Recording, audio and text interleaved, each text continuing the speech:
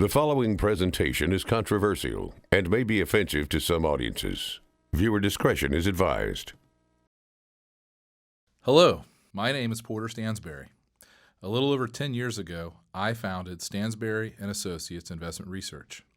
It has become one of the largest and most recognized investment research companies in the world, serving hundreds of thousands of subscribers and more than 120 countries. You may know of our firm because of the work we did over the last several years helping investors avoid the big disasters associated with Wall Street's collapse. We warned investors to avoid Fannie and Freddie, Bear Stearns, Lehman Brothers, and General Motors, and dozens of other companies that have since collapsed. We even helped our subscribers find opportunities to profit from these moves by shorting stocks and buying put options. To my knowledge, no other research firm in the world can match our record of correctly predicting the catastrophe that occurred in 2008. But that's not why I created this video. I reference our success and experience with Wall Street's latest crisis because we believe there is an even bigger crisis lurking, something that will shake the very foundation of America. And that is why I've spent a significant amount of time and money in the past few months preparing this video. In short, I want to talk about a specific event that will take place in America's very near future, which could actually bring our country and our way of life to a grinding halt. This looming crisis is related to the financial crisis of 2008, but it is infinitely more dangerous, as I'll explain in this video. As this problem comes to a head, I expect there to be riots in the streets, arrests on an unprecedented scale, and martial law enforced by the U.S. military. Believe me, I don't make this prediction lightly, and I have no interest in trying to scare you. I'm simply following my research to its logical conclusion. I did the same when I tracked Fannie and Freddie's accounting, the same with General Motors, with Bear Stearns and the rest.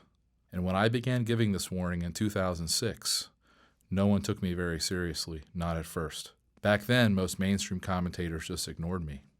And when I presented my case and exposed the facts at economic conferences, they got angry.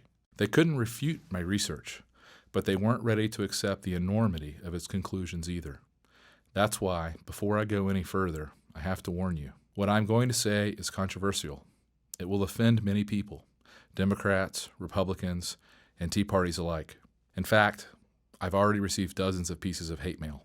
And the ideas and the solutions I'm going to present might seem somewhat radical to you at first, perhaps even un-American. My guess is, as you watch this video, you'll say, there's no way that could really happen. Not here. But just remember, no one believed me 3 years ago when I said the world's largest mortgage bankers, Fannie Mae and Freddie Mac, would soon go bankrupt. And no one believed me when I said GM would soon be bankrupt as well, or that the same thing would happen to General Growth Properties, the biggest owner of mall property in America. But again, that's exactly what happened. And that brings us to today. The same financial problems I've been tracking from bank to bank, from company to company, for the last 5 years have now found their way into the U.S. Treasury. I'll explain how this came to be and what it means is critically important to you and every American. The next phase in this crisis will threaten our very way of life. The savings of millions will be wiped out. This disaster will change your business and your work. It will dramatically affect your savings accounts, investments, and retirement. It will change everything about your normal way of life, where you vacation, where you send your kids or grandkids to school, how and where you shop, the way you protect your family and your home. I'll explain how I know these events are about to happen. You can decide for yourself if I'm full of hot air. As for me, I'm more certain about this looming crisis than I've been about anything else in my entire life. I know that debts don't just disappear. I know that bailouts have big consequences. And, unlike most of the pundits on TV, I know a lot about finance and accounting. Of course, the most important part of this situation is not what is happening, but rather what you can do about it.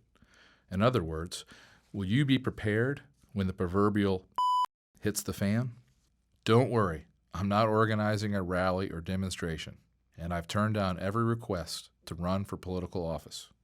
Instead, I want to show you exactly what strategies I'm using personally to protect and even grow my own money, and how you can prepare as well.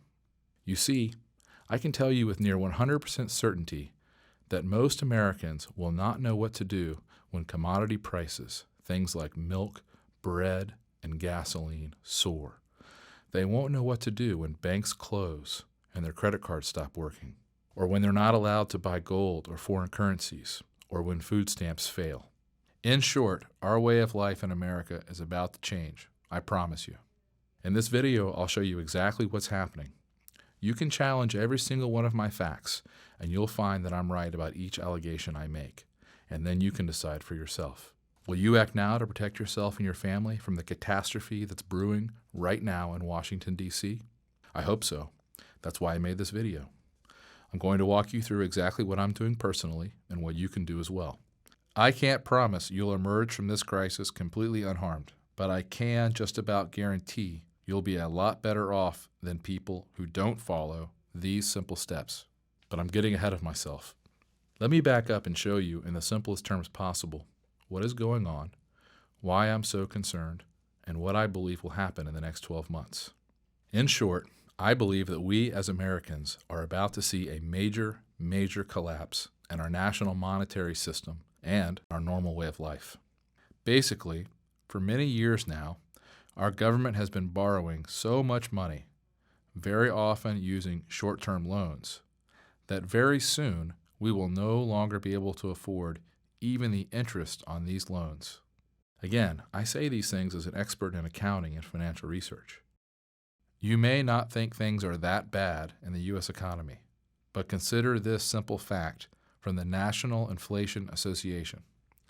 Even if all U.S. citizens were taxed at 100% of their income, it would still not be enough to balance the federal budget. We'd still have to borrow money just to maintain the status quo. That's absolutely incredible, isn't it? Yet I've never seen this fact reported anywhere else. Normally, I study these kinds of numbers when I'm looking at a business to invest in or to recommend to my readers.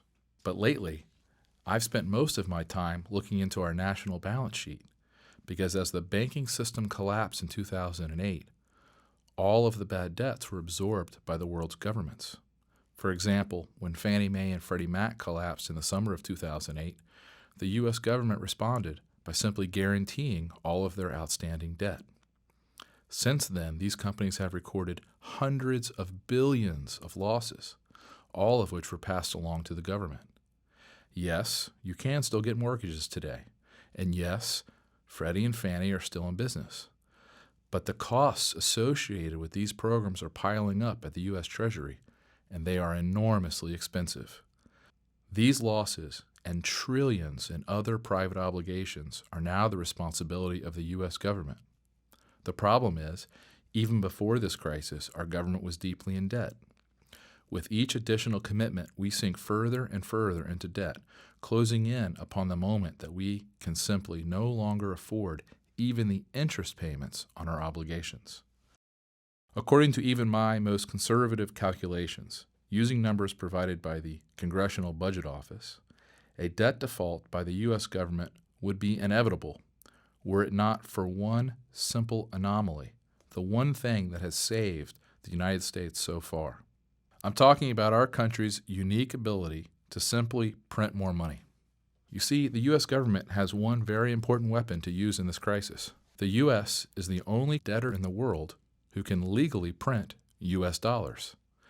And the U.S. dollar is known as the world's reserve currency. The dollar forms the basis of the world's financial system. It is what banks around the world hold in reserve against their loans. That's a secret that most politicians don't understand. As things stand now, the U.S. government can't go broke in any ordinary sense of the word because it can simply print dollars to pay for its bad debts. That's what it's been doing since March of 2009. That might sound pretty good at first. Since we can always just print more money, what's there to worry about? Well, let me show you.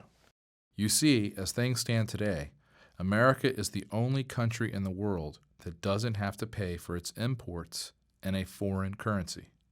Let's say you're a German and you want to buy oil from Saudi Arabia. You can't just pay for your oil in German marks or the new euro currency. because oil is priced in US dollars. So you have to buy dollars first, then you buy your oil. And that means the value of the German currency is of great importance to the German government. To maintain the value of its currency, Germans must produce at least as much as they consume from around the world. Otherwise, the value of its currency will begin to fall, causing prices to rise and its standard of living to decline. But in America, we can consume as much as we want without worrying about acquiring the money to pay for it, because our dollars are accepted everywhere around the world.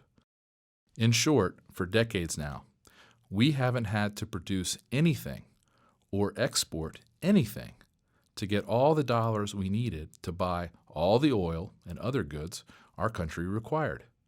All we had to do was borrow the money. And boy, did we. Take a look at this chart. Even as late as the 1970s, America was the world's largest creditor. But by the mid-1980s, we'd become a debtor to the world. And since the late 1990s, we've been the world's largest debtor. Today, our government owes more money to more people than anyone else in the world. And that was before the financial crisis. In short, with all of these bad debts piling up, we've had to begin repaying our debts by printing trillions of new dollars. The impact of this is only just now beginning to be felt. Once our creditors figure out what's happening, they're going to be very angry. I believe they will either completely stop accepting dollars in repayment or greatly discount the value of these new dollars. I'm sure you think that sounds crazy, but as I'll show you, it's already happening. And that will make our consumption-led way of life impossible to afford. Just think about the price of oil. Access to cheap oil has been America's #1 gift of owning the world's reserve currency. This, along with several other government policies, has made gas cheaper in the U.S. than almost anywhere else in the developed world. I know you may think gas prices have skyrocketed in recent years, but look at how much less we pay than other developed nations. According to a recent study by Kiplinger's Personal Finance, we pay around $3.61 a gallon on average here in the U.S., but in Canada, it's $5.56. The French pay a whopping $8.21. The Japanese pay $6.62. Australians pay $5.41, and the Chinese pay $4.54. And here's the thing. If oil is no longer priced in dollars, the price of oil for Americans will skyrocket immediately. It will change our lives overnight. Airline travel will get much more expensive. The cost to ship goods by truck to grocery stores around the country will get much more expensive. Farming itself will get a lot more costly. So will commuting to work, taking a taxi. Just about everything we do will suddenly get much more expensive. And remember, in order for prices to start skyrocketing, all that has to happen is that other countries start preferring payments in something besides U.S. dollars. The U.S. dollar has been the world's reserve currency for decades now, so most Americans don't have a clue about what the repercussions are of losing this status. You might think this could never happen, but it happens all the time when countries get too far in debt, or when they consume too much or produce too little. In fact, the same thing happened to Great Britain in the 1970s. Most people don't know this, but British sterling was the reserve currency for most of the world for nearly 200 years, for most of the 18th and 19th centuries. It continued to play this role until after World War II, when America was forced to prop up Britain's economy with foreign aid. Remember the famous Marshall Plan, when we gave billions to help European countries rebuild? Unfortunately, though, Britain pursued a socialist national agenda. The government took over all of the major industries. Like Barack Obama, Britain's leaders wanted to, quote, spread the wealth around. Pretty soon, the country was flat broke.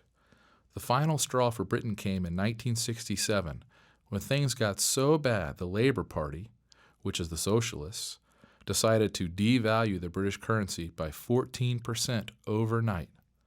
They believed this would make it easier for people to afford their debts. In reality, all it did was make anyone holding British sterling 14% poorer overnight. It made everything in Britain much, much more expensive in the coming years. For the country as a whole, it ushered in one of the worst decades in modern British history. Most Americans don't know anything about Britain's winter of discontent in the late 1970s when the government put a freeze on wages. There were continuous strikes in nearly every sector: grave diggers, trash collectors, even hospital workers. Things got so bad at one point that many hospitals were reduced to accepting emergency patients only. In 1975, inflation in Britain skyrocketed to 26.9% in a single year. The government also imposed what was known as the 3-day week in 1974. In short, businesses were limited to using electricity for only 3 specified consecutive days each week, and they were prohibited from working longer hours on those days. Television companies were required to cease broadcasting at 10:30 p.m. to save electricity. Imagine, Britain was a global superpower for 150 years, but when they started intentionally devaluing their currency, things went straight downhill. Maybe you don't think something similar can happen here, but I'm telling you, it's already underway. In fact, the exchange value of the U.S. dollar has plummeted in the past year. Look at this chart. From June 1st of 2010 to June 1st of this year, the U.S. dollar has plunged 12%. That's a huge move in the currency world. In short, people are quickly losing faith in the U.S. dollar. What happened to the British currency is now happening to the U.S. dollar. Not only will the price of gas, oil, and other commodities skyrocket in America, almost everything we consume will immediately get more expensive. All the clothing, furniture, and household goods we import from China, all the food we get from Central and South America, all the electronics, television, computers, and cars we get from Asia and Europe. In fact, it's happening right now before our eyes. The price of gold is up more than 100% since the financial crisis of 2009. Oil prices have doubled. Soybeans are way up. Copper prices are up more than 170% since 2009. Cotton prices are up 80% in just the past year. As Wesley Card, the head of a clothing company that includes brands like Dockers and Anne Klein, was quoted by the New York Times, "It's really a no-choice situation. Prices have to come up." This chart shows how much a few key commodities have skyrocketed in price just since the beginning of 2009.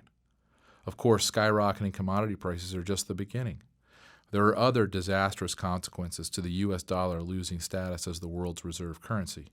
For example, there would be much less demand for U.S. dollars around the globe, so interest rates will skyrocket. Instead of getting a mortgage at today's incredibly low rates of 4.5%, it might cost you 8%, or even 10% or 15%. Imagine what that would do to housing prices. Stock prices would likely plummet by at least 40% in a matter of weeks as a result of this event in the currency markets.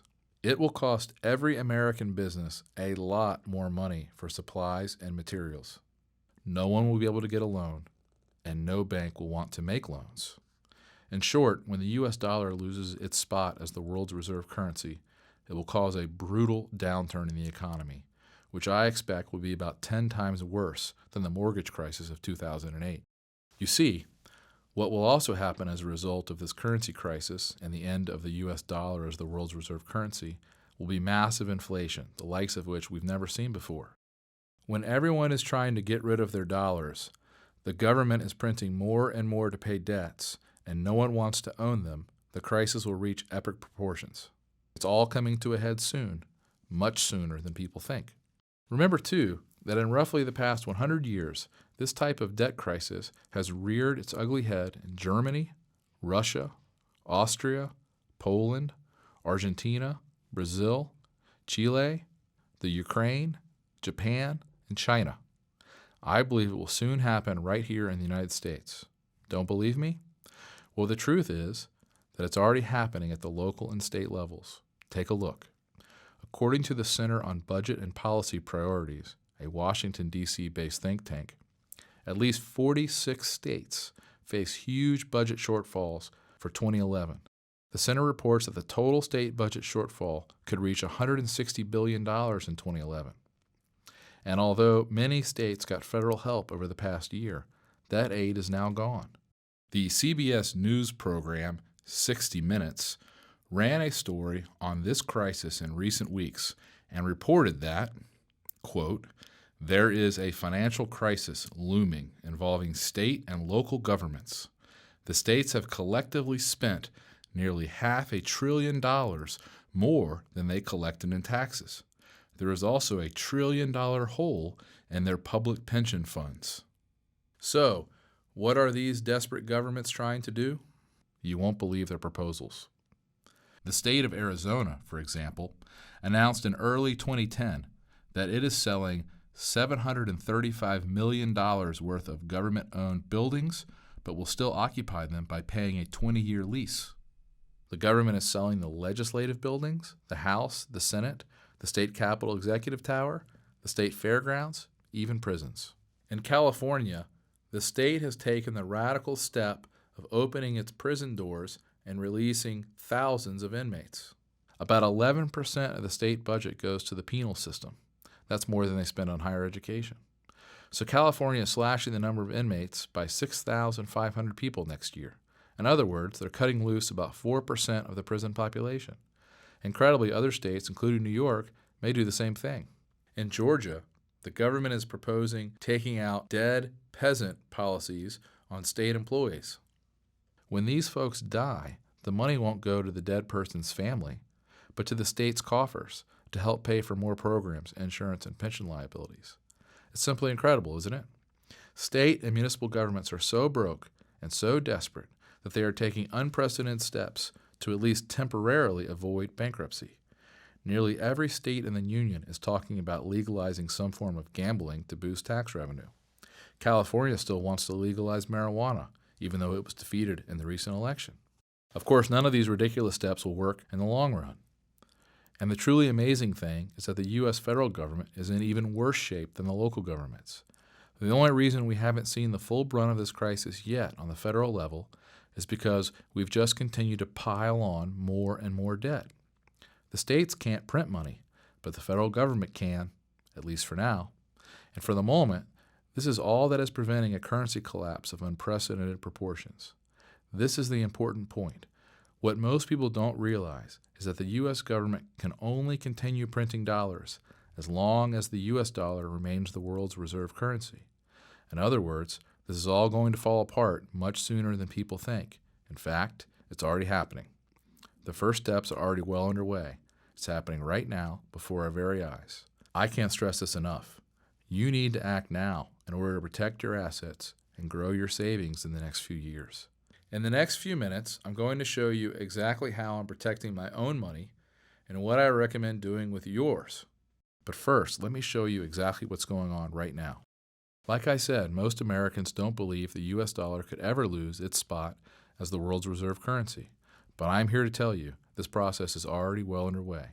For example, although it went almost completely unreported in the U.S. press, last fall, a group of the world's most powerful countries, including China, Japan, Russia, and France, got together for a secret meeting without the United States being present or even knowing about the meeting.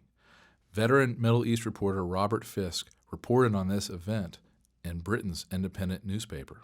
In the most profound financial change in recent Middle East history, Gulf Arabs are planning, along with China, Russia, Japan, and France, to end dollar dealings for oil, moving instead to a basket of currencies, including the Japanese yen, Chinese yuan, the euro, gold, and a new unified currency planned for the nations in the Gulf Cooperation Council, including Saudi Arabia, Abu Dhabi, Kuwait, and Qatar.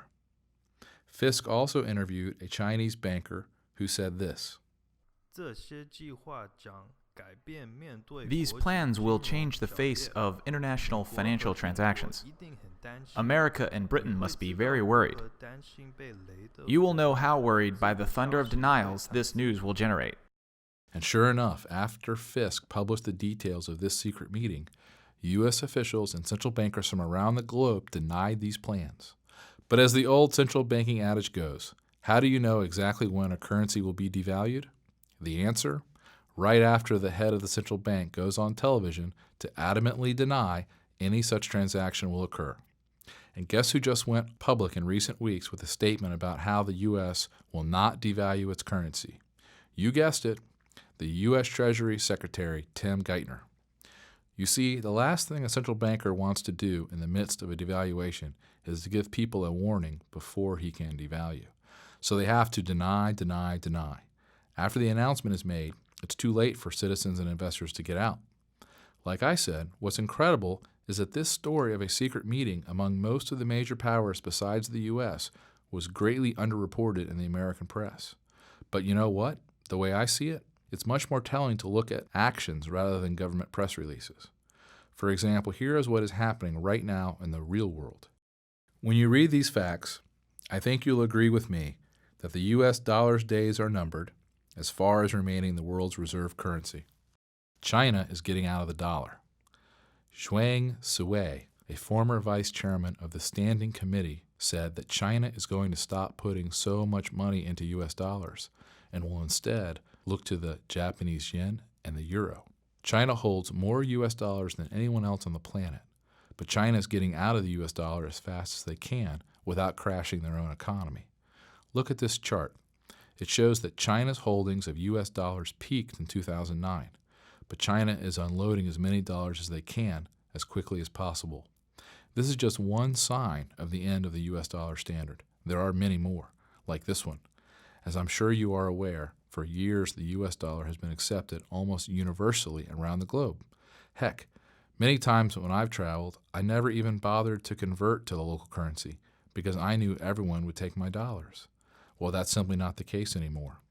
HSBC, one of the largest banks in Mexico, no longer allows you to deposit U.S. dollars into their banks. They've done this on the heels of money laundering allegations, but we suspect they also simply don't want to be stuck with tons of U.S. dollars as the currency continues to decline. This move would have been unimaginable 10 years ago, that a big bank in Mexico would no longer accept U.S. dollars for deposit. But today, it's the harsh reality. And Mexico is not the only place this is occurring. Reuters reports that the same thing has happened in 2008 in one of Europe's most popular tourist spots. Currency exchange outlets in Amsterdam have been reportedly turning away customers who want to exchange their U.S. dollars for euros.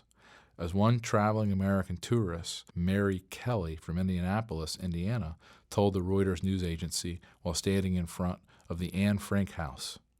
Our dollar is worth maybe zero over here. It's hard to find a place to exchange. We have to go downtown to the central station or post office. In India, the country's tourism minister said in 2008 the U.S. dollars will no longer be accepted at the country's heritage tourist sites like the Taj Mahal. And the U.S. dollar is no longer good anywhere in Cuba. The New York Times reports that now many shops in China no longer accept dollar-based credit cards issued by foreign banks, and foreigners cannot convert American dollars into renminbi beyond a given quota. Iran, of course, has already moved all of its reserves out of U.S. dollars, and Kuwait depegged its currency from the dollar a few years ago. Bloomberg News recently reported that China and Russia plan to start trading in each other's currencies to diminish the dollar's role in global trade. Banu Bawaja of UBS Bank said, given the risk to the dollar and U.S. assets from their fiscal position, they want to reduce their dependency on the dollar as an invoicing currency. That's why the smartest investors are taking action. Bill Gross, who probably knows as much about currencies and debt as anyone in the world, runs the world's biggest bond fund. He was quoted by Bloomberg. We've told all of our clients that if you only had one idea, one investment, it would be to buy an investment in a non-dollar currency. That should be on top of the list. Jim Rogers, one of the world's most successful multimillionaire investors, writes, the dollar is not just in decline, it's a mess. If something isn't done soon, I believe the dollar could lose its status as the world's reserve currency and medium of exchange, something that would lead to a huge decline in the standard of living for U.S. citizens, like nothing we've seen in nearly a century. I know, you probably still don't believe it can happen here in the United States, but think about it. Are we as Americans really immune to the laws of economics and finance? I don't think so. And every circumstance I know of in which a government has tried to inflate its debts away has ended in disaster. It will happen here too. As Jim Rogers says, history teaches us that such imprudent monetary and fiscal behavior has always led to economic disaster. This is why World Bank President Robert Zoellick, in a speech at the School for Advanced International Studies at Johns Hopkins University, recently said, "The United States will be mistaken to take for granted the dollar's place as the world's predominant reserve currency. Looking forward, there will increasingly be other options to the dollar." And this is why the International Monetary Fund recently published a paper calling for a new global world currency. A paper entitled Reserve Accumulation and International Monetary Stability, written by the Strategy, Policy, and Review Department of the IMF, recommends that the world adopt a global currency called the Bancor, with a global central bank to administer the currency. The report is dated April 13th, 2010. And no, unfortunately, this is not just a bad rumor. This is a deadly serious proposal and an official document from one of the most powerful institutions in the world. Do you see where this is all heading? This is why gold and silver prices are soaring. It's not a matter of if the U.S. dollar will lose its status as the world's reserve currency.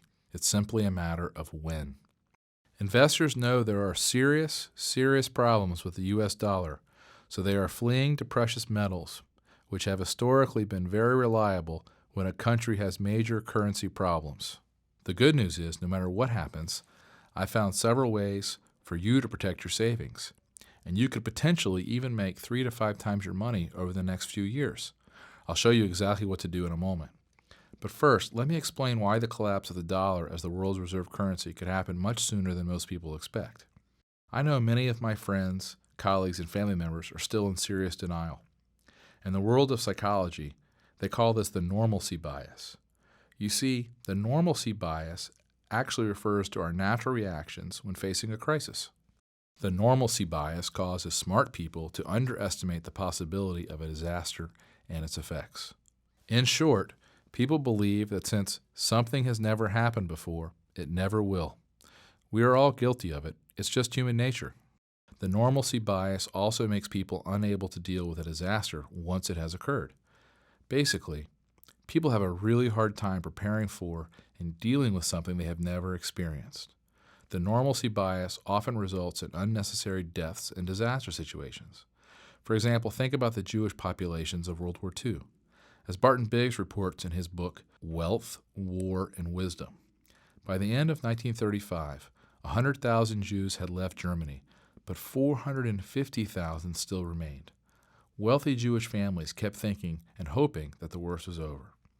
Many of the German Jews, brilliant, cultured, and cosmopolitan as they were too complacent. They had been in Germany so long and were so well established, they simply couldn't believe there was going to be a crisis that would endanger them. They were too comfortable. They believed that Nazis' anti-Semitism was an episodic event and that Hitler's bark was worse than his bite. They reacted sluggishly to the rise of Hitler for completely understandable but tragically erroneous reasons. Events moved much faster than they could imagine. This is one of the most tragic examples of the devastating effects of the normalcy bias the world has ever seen. Just think about what was going on at the time. Jews were arrested, beaten, taxed, robbed, and jailed for no reason other than the fact that they practiced a particular religion. As a result, they were shipped off to concentration camps. Their houses and businesses were seized. Yet most Jews still didn't leave Nazi Germany because they simply couldn't believe that things would get as bad as they did. That's the normalcy bias, with devastating results. We saw the same thing happen during Hurricane Katrina. Even as it became clear that the Levy system was not going to work, tens of thousands of people stayed in their homes directly in the line of the oncoming waves of water.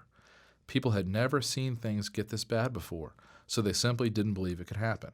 In Haiti, in Pakistan, and other third world countries, sure, but they never thought something like that could happen in our country, and as a result, nearly 2,000 residents died. Again, it's the normalcy bias. We simply refuse to see evidence that's right in front of our face because it is unlike anything we have experienced before. The normalcy bias kicks in, and we continue to go about our lives as if nothing is unusual or out of the ordinary. Well, we're seeing the same thing happen in the United States right now.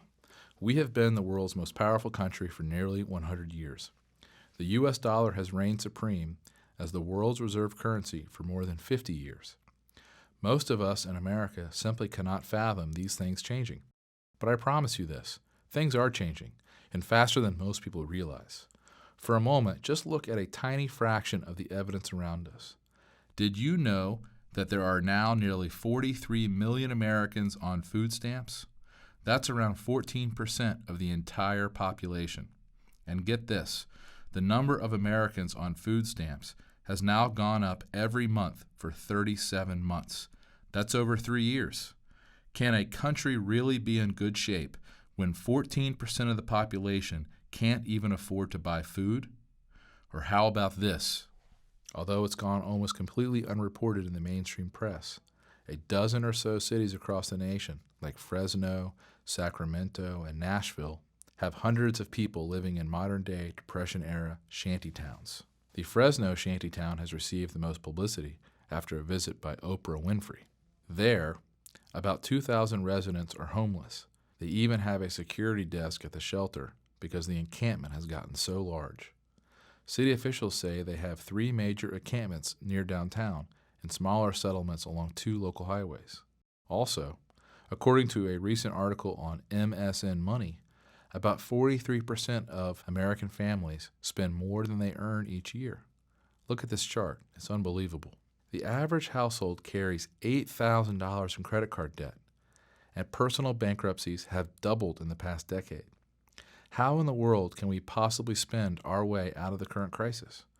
We certainly can't do it with savings. The only answer is to print more money, which will hasten the fall of the U.S. dollar as the world's reserve currency. There's simply no one better at bending statistics than the U.S. government. Take the unemployment rate, for example. Back in the 1930s, anyone without a job but not retired was considered unemployed.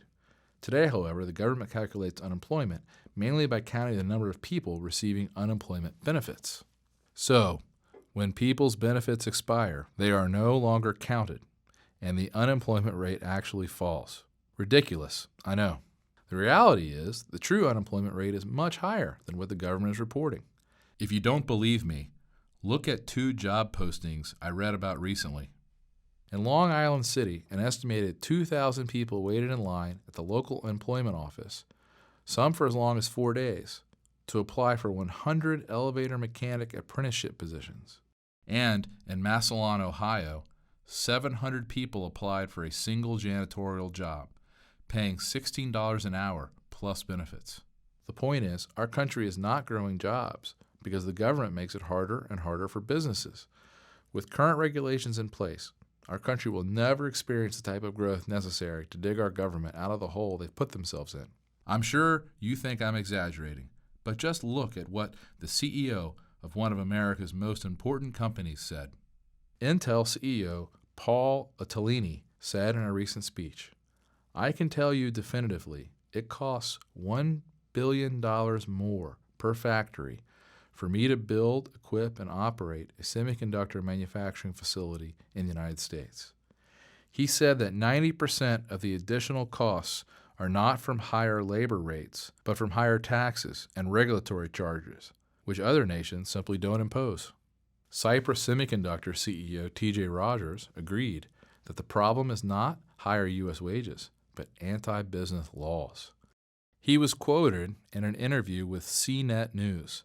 The killer factor in California for a manufacturer to create, say, 1,000 blue-collar jobs is a hostile government that doesn't want you there and demonstrates it in thousands of ways. Few Americans today realize that we have the second highest corporate tax rate in the world. And since Japan's new prime minister just announced that he plans to reduce the country's corporate tax rate by 15%, the U.S. could soon have the highest corporate tax rate in the world. Why would anyone want to start a business here when they can do it for less money and keep more of the money they make by locating elsewhere? It's just another good reason to avoid the U.S. dollar. The point is, the cards are seriously stacked against us. This looming currency crisis is inevitable. Almost every state in the country is on the verge of bankruptcy. We have borrowed an impossible amount of money, which we will never be able to pay back. Our economy is an absolute mess.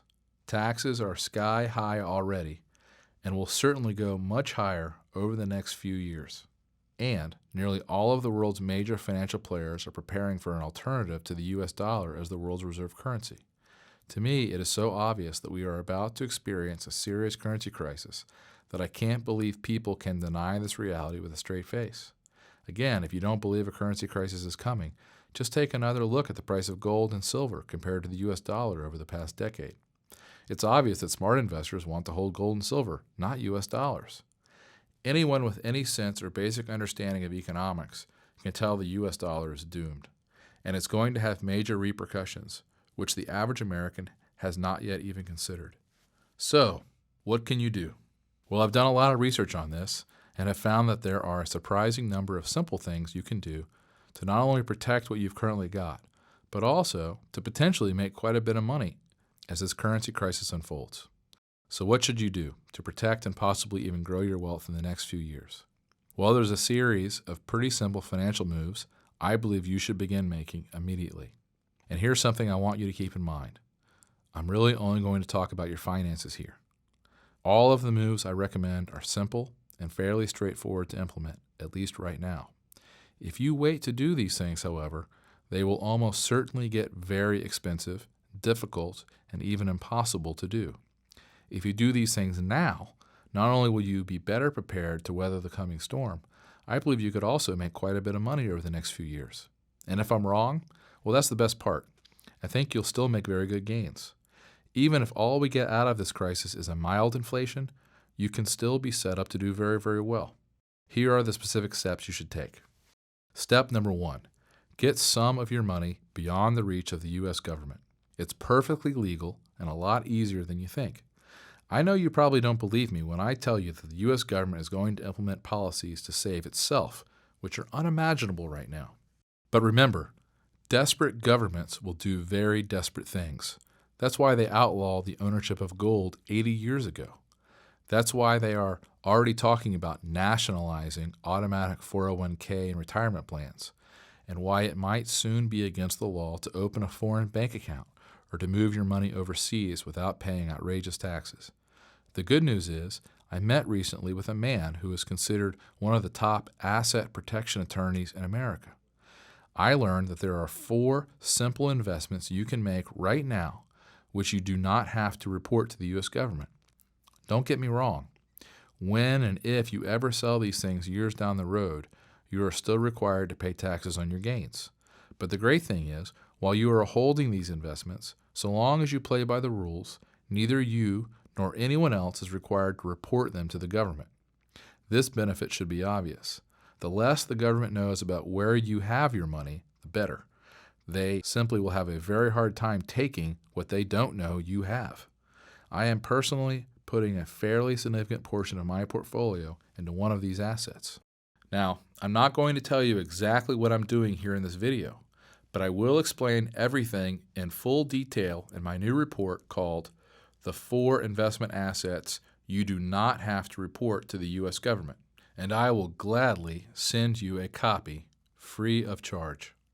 In addition to explaining how I'm protecting my own money, I'll show you 3 other places you can put your money which you legally do not have to report to the U.S. government. Of course, normally, it would cost you thousands of dollars to meet with this asset protection attorney and to take advantage of his best strategies. But I'll reveal everything you need to know to get started in this report. Plus, I'd like to send you the information on the second step you should take to protect yourself. That is, step number 2, how to acquire the world's safest assets, which are likely to perform best during this period. What I'm talking about here is buying as much gold and silver as you can reasonably afford. I know, gold has had a huge run, jumping more than 400% in the past decade. But believe me, when the US dollar loses its status as the world's reserve currency, this early run is going to be a mere afterthought. I will be surprised if gold does not reach $5,000 or $6,000 an ounce in the next few years. The smartest money managers in the world, people like George Soros, David Einhorn, and John Paulson, have all recently taken huge positions in gold, and I think you are crazy not to do the same. How should you do it?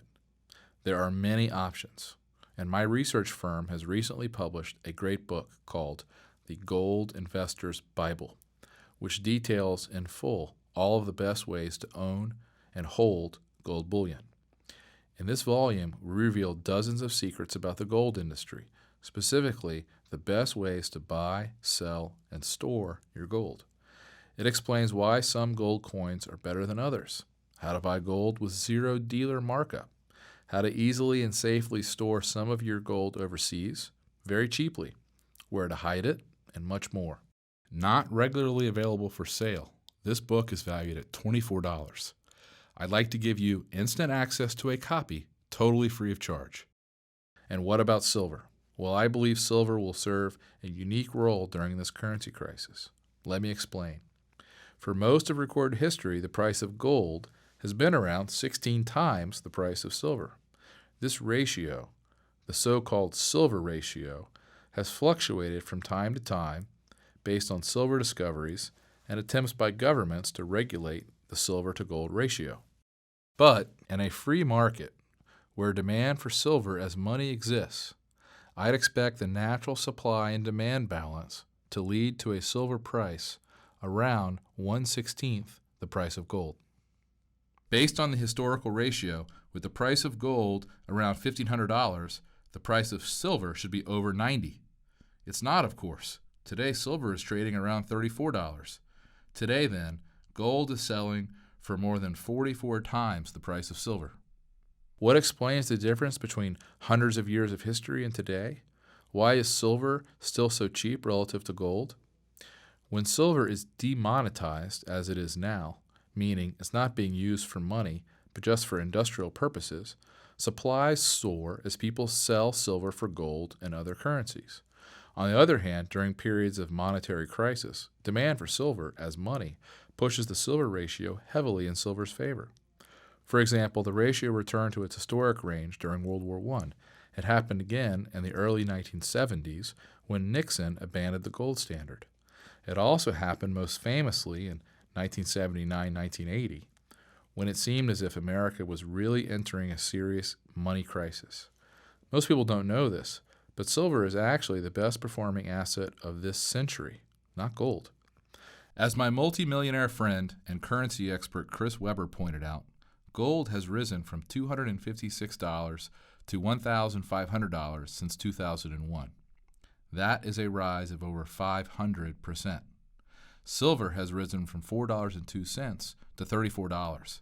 That is a rise of 845%. In short, silver is the best hedge against a money crisis.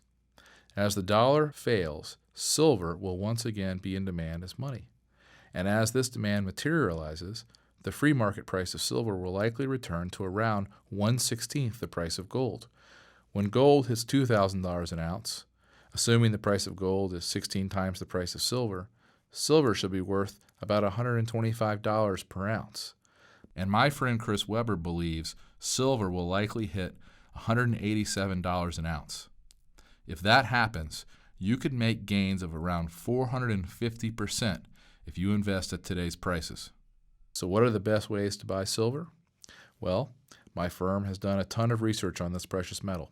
We have found great ways to hold the metal personally, to have it stored in a secure location in the United States or overseas, and more. We've put everything we know into a valuable guide called Secrets of the Silver Market. I'd like to give you this valuable resource, also free of charge. I'll show you how to get it in a second. But first, let me get to the third financial step I recommend you take right now. Step number 3, learn the 100% secret. If you want the opportunity to make a lot of money during the coming crisis, one sure way to do it is to learn the intricacies of an unusual investment strategy that is now making some investors an absolute fortune. At my research firm, we have been teaching readers this method for several years. And get this, you don't have to buy a single stock to begin using the strategy, and it has nothing to do with shorting. In a nutshell, this is an approach that could enable you to safely extract gains of exactly 100% from the market without ever owning or touching a stock. Keep in mind, this strategy can play out in two very different ways. Though you'll always be able to keep the initial cash you extract from the market, there is a chance you'll be required to purchase the underlying stock at a price less favorable than its current market value. So please understand, there is risk involved with this strategy, and it probably won't be right for everyone. But this is such a sound market strategy, especially in times of financial uncertainty, that once you learn how it works, you might decide to never invest the old-fashioned way again. That's why I call this the 100% secret. I've shared this secret with a small group of people over the past few years. Last year, for example, Peter Kay of Boise, Idaho, quit stocks and used this secret instead. And Randy Bowman of Annapolis, Maryland, told me he's made over $87,500 with this technique. Bernard Henderson of Carmel, Indiana, now collects an average of $100 a day. Another investor, Harold Welchick of New Brunswick, New Jersey, has made over $20,000 using this technique. Tim Hewitt from Sacramento probably put it best when he wrote me and said, "This has saved my portfolio." That's why financial author Lee Lowell writes, "I've been a professional trader for 17 years, but many people have never heard of this strategy, let alone used it. This is a great way to get your hands on instant cash." Pulitzer Prize-winning author James Stewart learned this technique recently and said, "These payouts are so rich, he had to consult a colleague to make sure they were real." This seldom understood strategy is how we've helped dozens of people make incredible gains, even in a terrible stock market. And in all likelihood, when the stock market gets really bad, as I expect it soon will, this will be an incredibly lucrative and safe strategy. Everything you need to know is in my new report called The 100% Secret, the easiest way to make money in a risky stock market. I'll explain exactly how this investment strategy works, so you can decide if it's something that might be right for you. And I'll show you how you could begin to take advantage of it, starting immediately. Believe me, this is something you'll want to learn about now, because as the stock market begins to unravel, this incredible technique will likely get more and more lucrative. And that brings me to step number 4. Make sure you own the one asset that can help save you and your family no matter how bad things get. There's no telling exactly how bad things are going to get as this crisis unfolds. I firmly believe there could be riots, marches in the street, bank runs, massive arrests, and periods of uncontrollable mayhem, at least for several months as things begin to unravel. But the good news is that there is one asset you can own, now widely available in America, which should help protect you and your family from this chaos, and could also likely make you a fortune in the years to come. I'm not talking about guns or bonds or gold or other precious metals or anything like that. And of course, this has absolutely nothing to do with the stock market. What I'm talking about is a very powerful asset that wealthy families have used for centuries to protect themselves and to preserve and build their fortunes. One study tracking this asset shows it has absolutely crushed the stock market between 1970 and 2009 by returning more than 10,000% more than stocks during that period. This investment absolutely destroyed the returns of gold as well, beating it by more than 9,000% over the same period. Look at the gains of the blue line on this chart compared to the returns of stocks and gold. Multimillionaire investor Barton Biggs wrote, "This type of asset throughout history protected both your wealth and your life." During World War II, for example, when millions of families lost their entire life savings through inflation or government seizure, this was the one asset that enabled some families to protect, preserve, and grow their money. What the average American doesn't realize is that many of the richest people in the United States have a significant ownership stake in this asset. The Walton family of Walmart fame, Bill Gates, Ted Turner, the Hilton family, Charles Schwab, Microsoft billionaire Paul Allen, the Hunt family of Texas oil fame, the Hearst family, the Ford family, and more. As I mentioned, you can easily make this investment today here in America. Probably less than 1% of the population owns it today, but it is readily available and fairly inexpensive. I've written up all the details on everything you need to know. My full report is called The World's Most Valuable Asset in a Time of Crisis. There are several ways to make this investment. I'll show you what they are. Like I said, this has nothing to do with stocks, bonds, precious metals, guns, medicine, or anything like that. Yet it could save your family, could make you very wealthy in the coming years. As my multi-millionaire friend Doug Casey says, it's the one thing you should own in the years to come. I don't want to say any more about it other than that here in this video. The truth is, the fewer people who know about this investment secret, the better. So how can you begin taking these simple steps right away? Well, my company, Stansberry & Associates Investment Research, is a financial research firm. We have a staff of about 50 people, and our main objective is to find safe and profitable investment ideas that you are not likely to hear about anywhere else.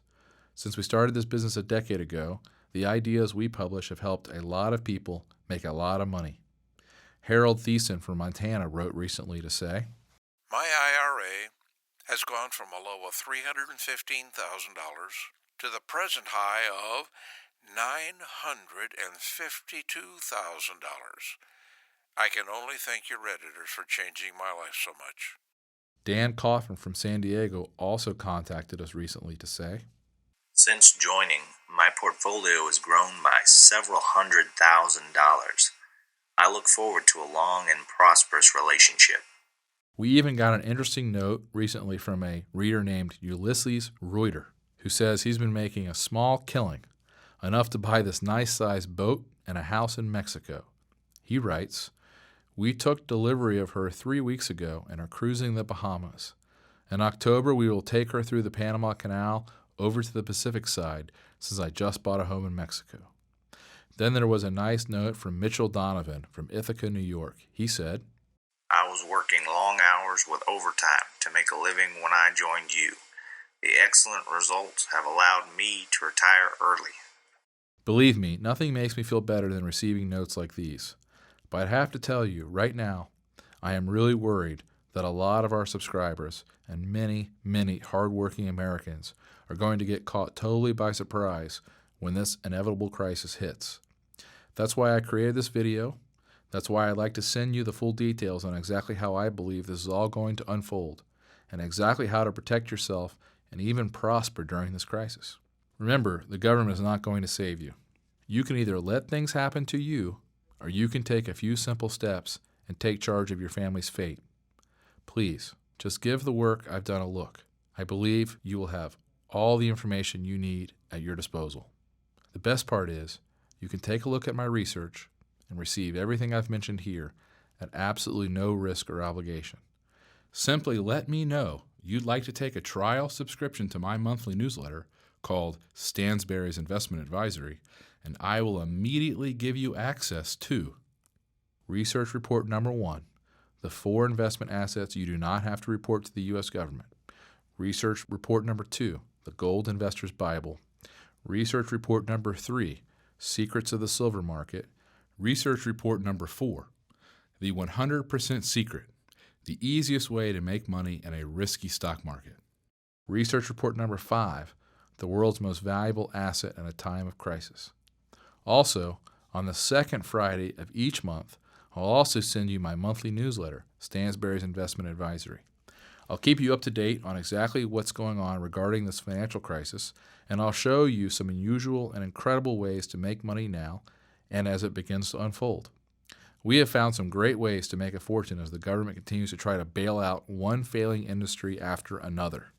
I'll also keep you up to date on the best asset protection strategies I come across and any changes to the laws or government interventions that could affect them. And every day the markets are open, I'll send you my paid subscribers only email called the Stansberry & Associates Digest. I report on all the work my firm is doing, the most interesting investment ideas, what we're researching now, and what we expect to happen in the months to come. So how much does my work cost, and how can you get started? Well, A 1-year subscription, including everything I've mentioned here, normally costs $99 per year. That's what many others have paid. But right now, you can try my research for half off the normal rate. You'll pay just $49.50 for an entire year. Why so cheap? Well, to be honest, our business really only works if our subscribers stick with us for the long term. We realize you've got to try our work first to see if it's right for you. And that's why, through this video, we're making it so cheap and essentially risk-free to try. What I mean is, you'll have the next 4 months to take a look at the research reports I've just described, plus the next 4 issues of my newsletter, and the next 4 months of my daily digest reports. If you decide for any reason my work is not right for you, just let us know and you can receive a full refund and keep everything you've received so far. In other words, by taking me up on this offer, you are only agreeing to try my work to see if you like it. I hope you'll consider this offer seriously. I know in my heart it will be one of the best financial moves you will ever make. To get started, simply click on the link below, which will take you to a secure order form. Your order will be processed immediately, and you'll have access to all of my work in a matter of minutes.